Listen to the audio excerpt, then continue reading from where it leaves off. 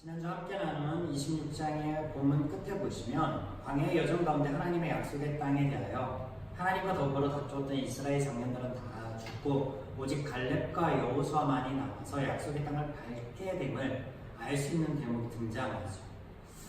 우리가 알듯이 갈렙과 여호수아는 이스라엘의 백성들 중 두 명입니다. 리더. 갈렙은 유다 지파의 리더였고 여호수아는 에브라임 지파의 리더였습니다. 이들이 민수기 13장에서 모든 백성들이 하나님께서 주실 그 땅을 원망하고 불평할 때 다른 리더들과는 달리 하나님께서 기뻐하시면 내게 그 땅을 주실 것이다 라고 고백한 이들로 알고 있죠. 이 고백이 그들로 하여금 가나안 땅을 밟게 되는 복이 되었다라고 하는 사실도 성도님들 가운데 의심하지 않으십니다. 그런데 실상은 다릅니다. 그 모든 것이 하나님의 은혜다라는 결론이 나옵니다. 지난주 제가 말씀드렸던 부분에 대해서 다시 언급함은 이 27장의 말씀과 연관이 있기 때문인데요. 민수기 1장과 26장의 두 번에 걸친 인구조사를 통해서 우리가 알 수 있는 대목 중에 하나가 뭐냐면 하나님께서 광야의 여정을 준비하시면서 이스라엘의 각 지파의 리더들을 세우셨다는 거예요. 두령들을 세우셨다는 거예요. 표면적으로는 장막을 걷고 치고 전진하고 멈추고 하는 등의 어떤 광야의 여정을 용이하게 하는 것과 같은 일을 하는데 그들이 앞장선 것처럼 보입니다. 이게 표면적인 것이고 내면에 보면은 하나님께서 세우신 이 아론과 모세와 같이 이 백성의 장을 통하여서 하나님의 인도하심을 백성들에게 보여주는 것, 드러내는 것, 이것이 그들의 역할이었습니다. 그래서 그 역할은 백성과 사람들 사이에 서는 이들, 그래서 이 제사장이라는 단어, 다리 놓는 사람들, 그와 관련이 있죠. 하나님의 말씀을 전달하는 자들, 하나님 앞에 사람들을 중보하는 자들, 그들을 이끄는 자들이었는데 그들 죄인들의 눈에 리더는 권세 있는 자들, 지위, 높은 지위에 있는 자들, 그렇게 여겼죠. 그리고 실제로 가지고 있는 지위와 힘을 이용하여서 뭔가를 성취하고자 무언가를 얻고자 하였다라는 겁니다. 그렇게 성경 안에 우리가 지난 시간 강해들을 통해서 살펴본 바 등장하는 이야기들이 있는데 그것이 모세를 비방하였던 아론과 미리암의 이야기 속에 있고 고라와 백성들의 반역의 이야기 속에 있었습니다. 또한 25장의 시딤에서 생긴 일들을 통해서 다시 한번 리더들이 하나님 앞에 죄를 짓는데 앞장서는데 이방 민족과 종교적인 연합을 하였고 또 백성들이 그 죄에 짓는 것에 빠질 수 있는 단초를 제공하였음을 우리가 말씀을 통해서 살펴보았습니다. 출애굽기부터 민수기까지 이어지는 모든 사건들 속에 이스라엘은 죄인이었습니다. 백성의 리더라고 하여 다르지 않았음을 또한 보았습니다. 모세도 그 속에 있었죠. 갈렙과 여호수아가 달랐을까? 우리가 모세에 대해서 여러 번 살펴보았죠. 그렇다면 성도님들의 인식 속에서 갈렙과 여호수아는 모세보다 나은 자인가? 그래서 나은 고백과 나은 신실함을 보여주었는가? 그렇게 물었을 때 쉬이 대답할 수 있는 분들이 없을 겁니다. 왜냐하면 모세와 갈렙, 여호수아를 생각할 때 그들이 신실하였다라고 여기는 것 그 가운데서도 나뉘거든요. 모세가 더 신실하였을 것이다. 그 뒤를 이은 게 여호수아 갈렙이었다 라는 어떤 전제 때문에 이게 우리가 성경을 바라보는 일반적인 시각입니다. 그런데 앞뒤가 맞지 않습니다. 앞뒤가 맞지 않아요. 14절 말씀, 14절 말씀을 보면 이는 신 광야에서 회중이 분쟁할 때 너희가 내 명령을 거역하고 그 물가에 내 거룩함을 그들의 뭉쳐서 나타내지 아니하였으며 이 물은 신 광야 가데스 물과의 물이니라. 하나님께서 모세에게 바람산에 올라가서 내가 줄 땅을 바라보라. 하지만 넌 들어가지 못할 것이다. 왜? 우리가 물 사건을 통하여서 내 앞에 거룩함을 드러내지 못하였으니까 라고 말씀하시는 대목인데 하나님의 말씀대로라면 가나안의 모든 여정 속에서 모세가 하나님 앞에 죄를 범한 게 이 한 번뿐이고 나머지는 신실하였던 것처럼 들립니다. 그런데 아니었습니다. 아니었어요.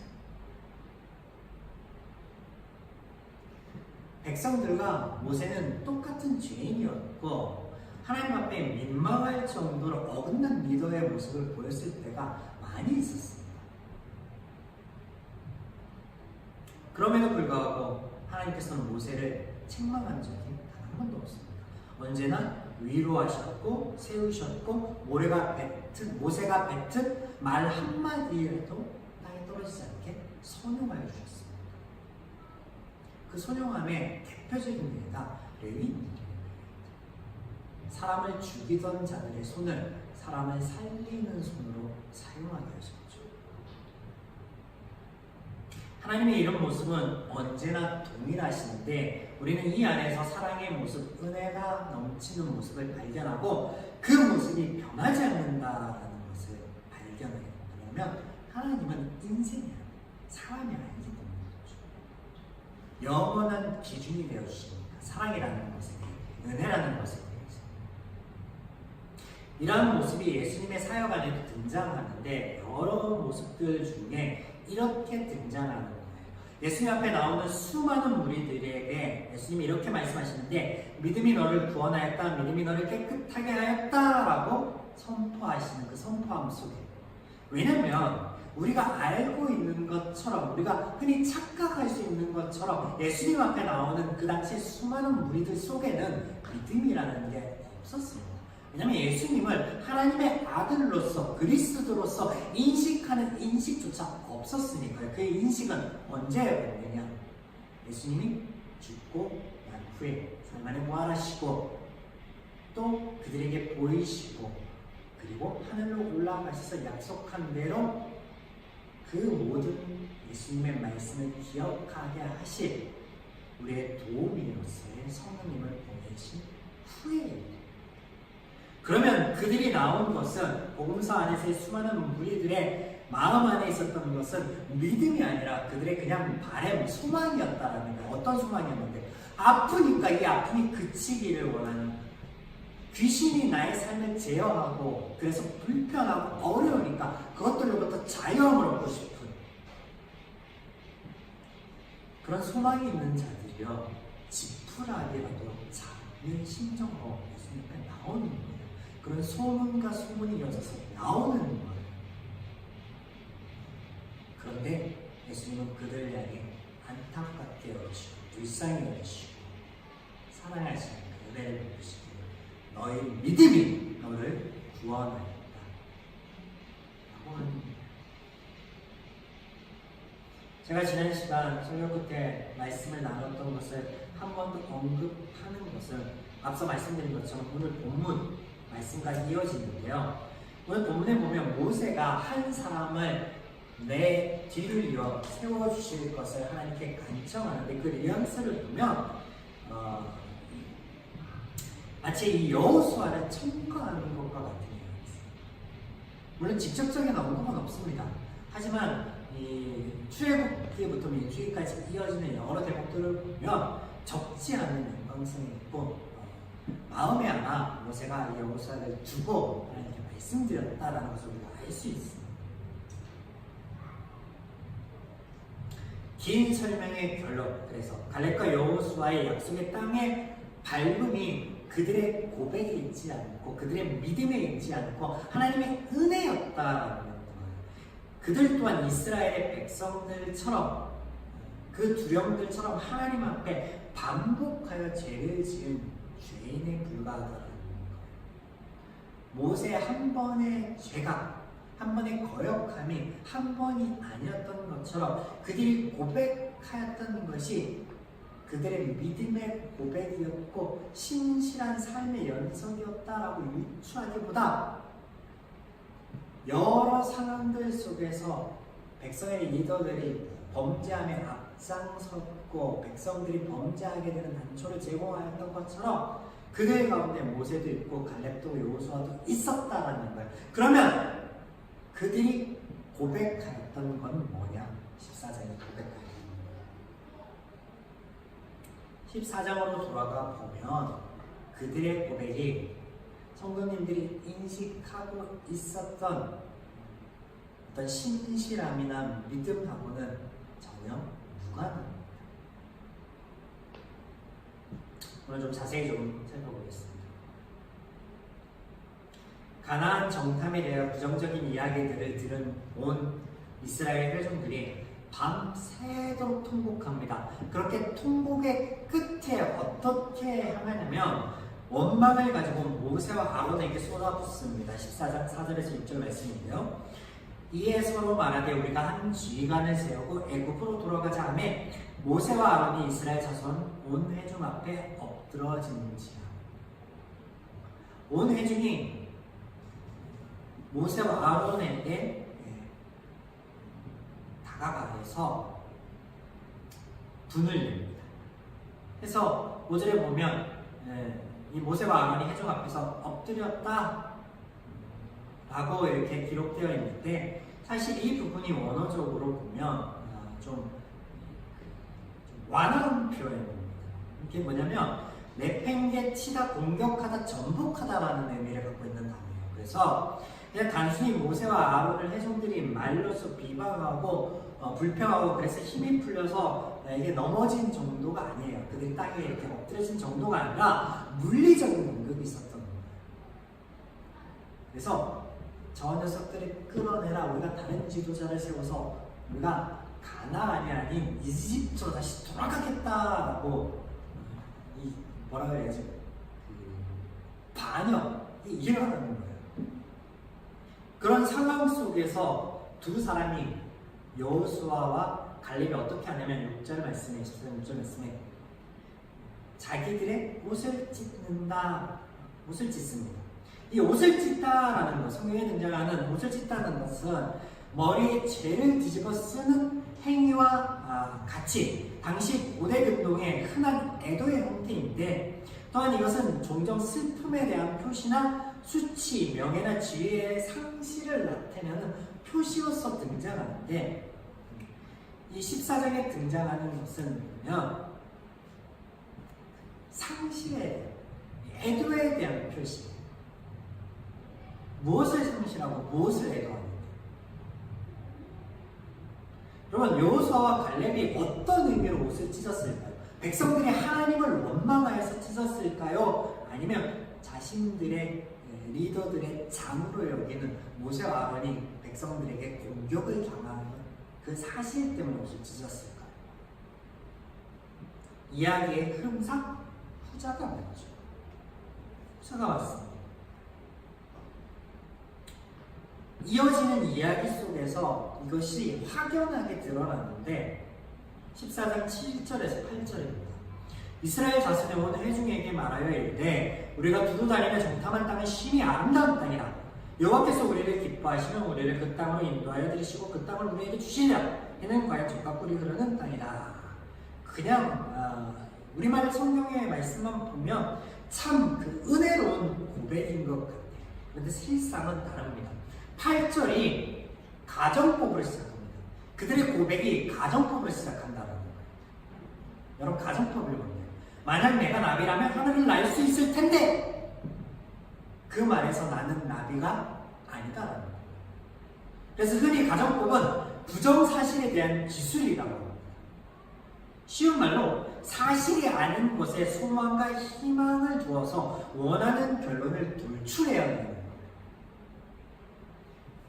이런 과정법 안에서 재해석을 해보면 이 이야기 속에, 여호수아와 갈렙 이야기 속에 드러난 사실이 뭐냐면 하나님께서는 이스라엘을 기뻐하지 않으신다는 거예요. 두 번째는 하나님께서 가나안을 이스라엘에게 조건부로 주신다는 거예요.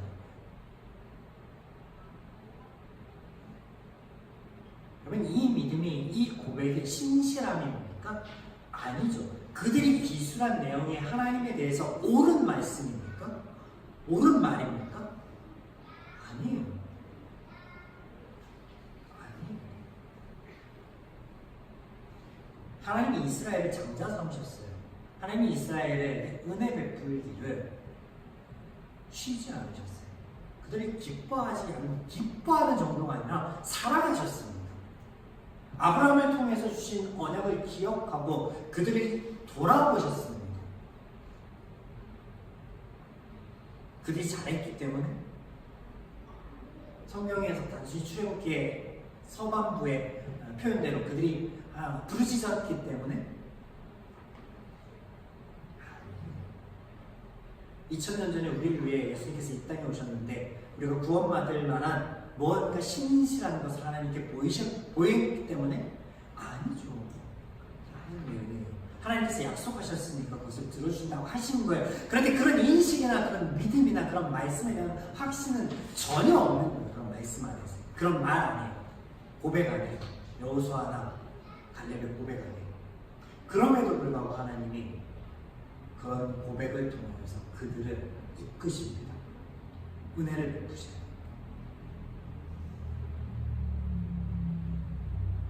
13장 30절에 보면 갈렙의 또 다른 고백이 나오는데 다르지 않습니다. 13장 30절 갈렙이 모세 앞에서 백성을 조용하게 하고 이르되 우리가 곧 올라가서 그 땅을 취하자니 이 길이라. 모세 앞에서 백성들을 조용히 시킵니다. 모세 앞에서 모세에게 보이기 위한 행동이었다는 거예요. 그래서 가능하다.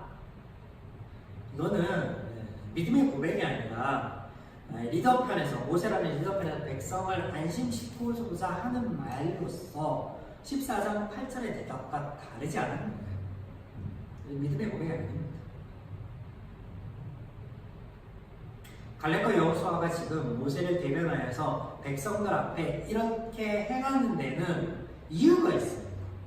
물론 갈렙에 대한 성경의 기록은 민수기 13장의 정탐을 위한 세움받는 리더로서 처음 시작하지만 여호수아는 다르죠. 모세는 여호수아를 그의 분신처럼 대하였고 그도 모세를 그렇게 따랐습니다. 민수기 13장에 의하면 모세가 그를 달리 불렀죠. 호세아라는 이름을 부르지 않고 여호수아라고 불렀습니다.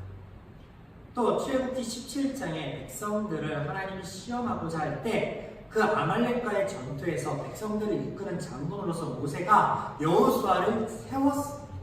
이에 모세가 시내산을 오를 때에도 함께하였고 그를 가는 데마다 데리고 다녔습니다. 출애굽기 24장과 민수기 11장에는 그런 그를 여호수아를 모세의 수종자 경배자 종으로 기록하고 있습니다. 모세의 그림자이자 2인자였던 거예요.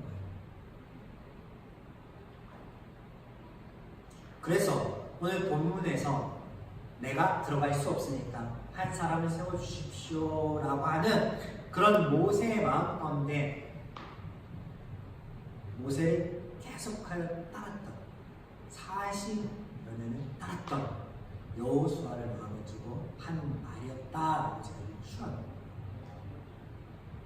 타당합니까? 이런 유추가? 출애굽의 모든 여정과 광야의 모든 여정을 보면 이스라엘을 인도하고 이끄신 이가 모세였습니까? 하나님이었습니까? 그런데 모세의 지금 이 말 속에는 사람 리더가 하나님을 대신하여 이스라엘을 이끈 목자인 것처럼 고백하고 있어요.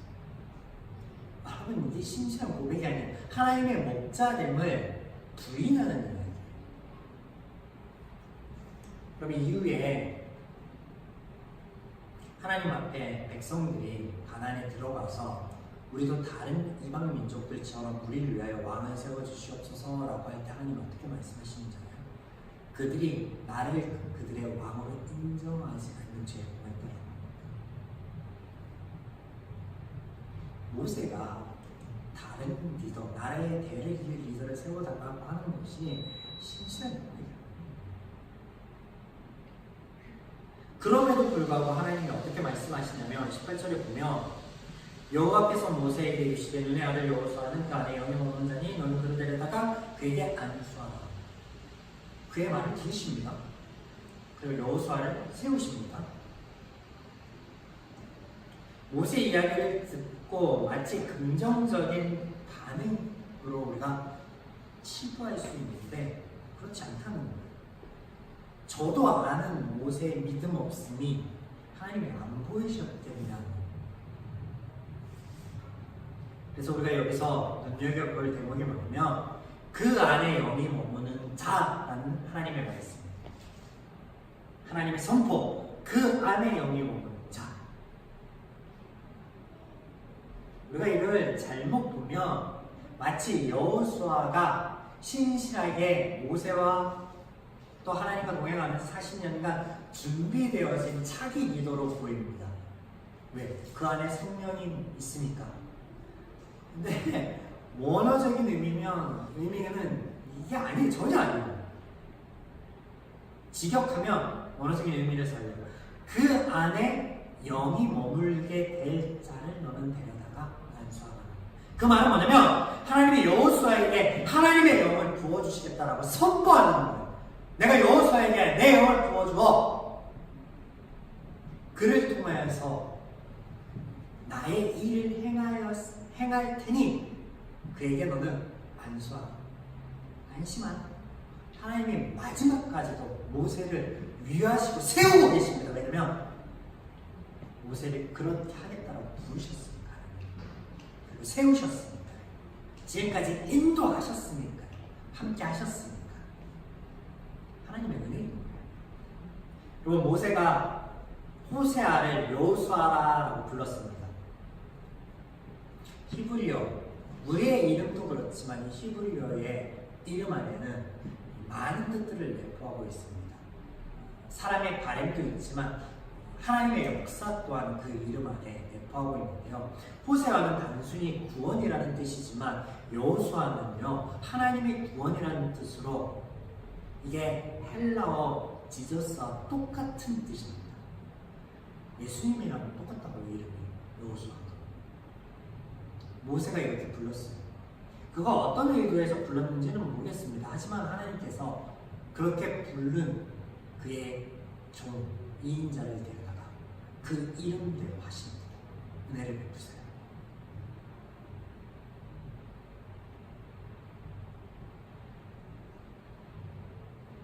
마찬가지 가데스 바네에서 백성과 지도자 사이에 분쟁이 있을 때 하나님께서 그 사이에 끼어들어서 백성과 리더들 사이, 모세와 아론과 갈렙과 여호수아와 다른 백성들 사이에 끼어들어서 말씀하시는데 그 말씀 중에 14장 24절, 그러나 내 종 갈렙은 그 마음이 그들과 달라 나를 온전히 따랐으니 그가 같은 땅으로 내가 그를 인도하여 드리리라. 하나님께서 이 일을 통하여서 어떤 일들이 일어날 것지에 대해서, 죄의 결과가 어떻게 이루어질 거에 대해서 말씀하시는 대목에서 마치 갈렙은 그들과 달랐던 것처럼, 여호수아는 그들과 달랐던 것처럼 말씀하시는 대목이 나오는데 또 번역이 좀 바뀌어야 돼요. 착각하기 쉽습니다. 그 마음이 달라서 나를 온전히 따랐음즉이라고 번역된 부분이, 이 마음이라는 단어가요, 스피릿이에요. 스피릿. 성령이에요. 성령. 영이 다른 겁니다. 그 영으로 온전히 따랐다. 이 따랐다는 단어가 이제 채운 단어예요. 채우. 부으셔서 채우셔서, 넘치도록 채우셔서, 찬양처럼 채우다라는 건데, 그리고 갈렙이 하나님의 영으로 그의 마음을 가득 채웠을까요? 무슨 재주로 죄인이? 그런 말이 아니에요. 오늘 본문 18절에 내가 여호수아에게 내 영으로 채우겠다라고 하는 말과 말씀과 동일한 거예요. 이렇게 이해하면 되겠습니다. 타니아스라는 곳에서 예수님께서 사람들이 나를 누구라 부르더냐라고 물을 때 베드로가 믿음의 고백을 하죠. 그때 예수님께서 베드로에게 내 입에 이렇게 고백할 수 있게 하시니가 뭐라고 합니까? 하나님의 영이었다라고 합니다. 물론 그가 이 가정법으로 얘기한 게 신실한 고백, 믿음의 고백은 아니었어요. 그럼에도 불구하고 하나님에 대해 조금이라도 의지할 수 있게 한 것조차 하나님의 은혜였다라고 선포하십니다. 그와 더불어서 그가 그 땅을 밟게 됨 또한 하나님의 은혜이다라고 선포하시는 거예요. 오늘 보면 하나님께서 여호수아에게 하나님의 영을 부어주시고 그를 통하여 백성들을 인도하실 거에 대한 말씀과 26장의 두 번째 인구조사 사이에 어떤 이야기가 등장하냐면 슬로보앗의 딸들에 대한 이야기가 등장합니다. 그러면 성경의 편집자가 하나님이라고 보셨죠. 단순한 이야기와 이야기, 사파가 아닙니다. 이 전개되는 이야기 속에 하나님이 우리에게 보여주시고 들려주시고자 하는 하나님의 상이, 하나님의 말씀이 있는데, 이 슬로보앗의 딸들의 이야기를 보면 모세에게 나와 아버지가 죽고 아들이 없어서 기업을 이을 자가 없다. 우리 집안, 우리 기업이, 우리 종족이 삭제될 위험에 처해 있다라고 호소합니다. 그래서 우리가 여자이지만 기업을 달라고 요청합니다. 이 말은 뭐예요? 강자 독식의 원리, 남성 중심적인 사고 안에 이스라엘이 있었는데 하나님은 그들의 말이 옳다라고 하시면서 그들의 기업이 끊어지지 않도록 여자들 있게 하시죠. 그 말은 하나님의 원리는 다르다라는 거예요. 하나님의 원리가 그 안에 있는데 그건 뭐냐? 하나님께서 주신 기업에 대한 인정과 그것을 보존하여 주시는 평화의 원리거든요. 성경이 가부장적으로 쓰여졌다라고 하는데 어디를 봐서 그렇습니까? 이 부분만 봐도 전혀 그런 게 없습니다. 그렇게 여기는 이스라엘의 인식 자체를 깨고 계시잖아요. 하나님께서. 근데 여기서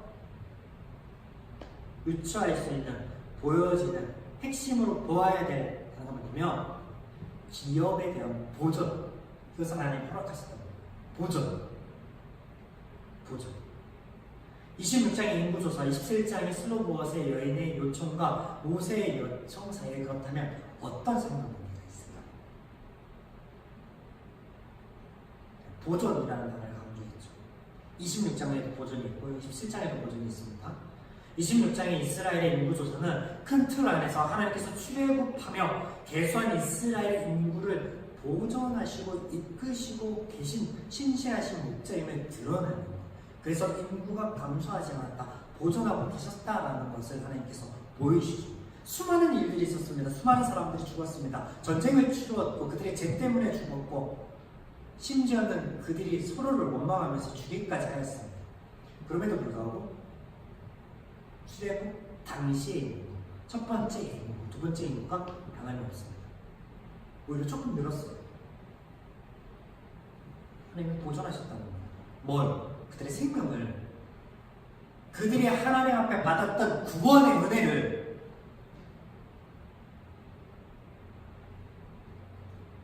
그래서 그 삶이 보존되어지고 있었고 앞으로도 보존되게 하시겠다라고 슬로보앗의 딸들의 이야기를 통해서 선언하십니다.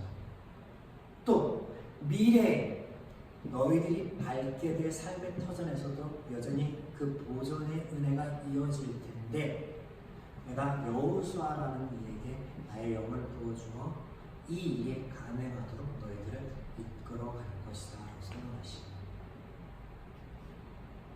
우리는 이런 하나님의 당신에 대한 소개에 대한 말씀을 들으며 지으신 이도 하나님이고 부르시고 세우신 이도 하나님이고 그 안에서 삶을 보존하시고 누리게 하시는 이도 하나님입니다 라고 고백하게 됩니다. 여러분, 이런 하나님에 대하여 알과 고백이 우리의 믿음인 것 같지만 실상은 그것조차도 하나님의 은혜입니다. 신실하신 하나님, 변하지 않으시는 하나님, 부르시고 세우시고 보존하시는 하나님, 나의 나된 것이 모두 하나님의 은혜입니다. 우리 한 주간의 삶에서도 그 하나님의 은혜를 누리고 고백하고 나를 앞세우는